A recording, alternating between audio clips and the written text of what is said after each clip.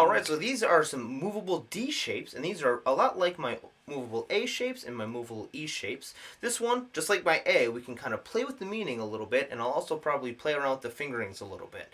So take stuff from my PDF and feel free to kind of change them around if you feel like you maybe could play something a little bit better, or finger something a little bit easier depending on what you're trying to do.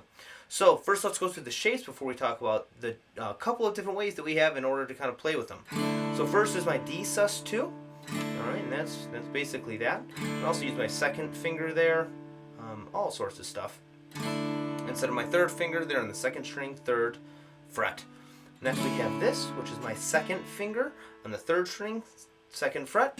My third finger is on the second string, second fret. I can also use my first finger on the third string, second fret, and my second finger on the second string, second fret. Alright, that's kind of a nice chord.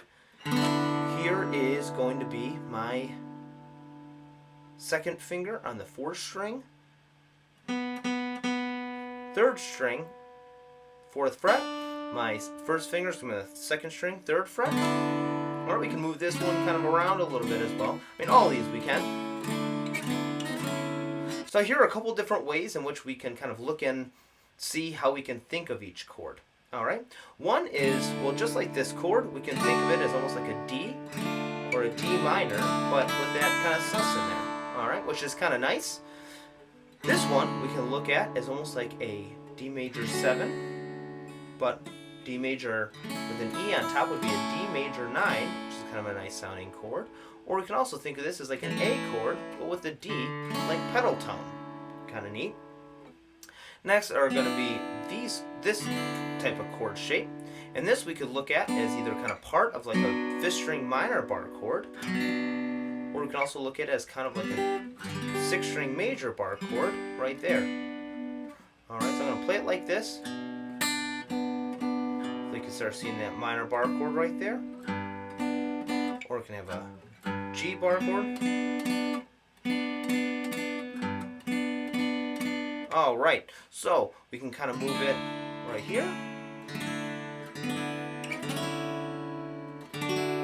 Now my PDF, I refer to them as strictly major or minor bar chords, but it doesn't really matter how it is, like I said, depending on what fret you use it at, it might be able to work out a multitude of different ways.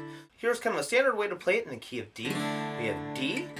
We can look at this as either that D major 9 or also that A over with a D in the bass.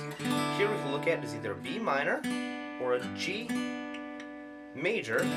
Here it can be like a C sharp minor or a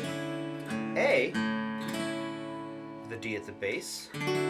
Here is like a D chord, like a D bar chord.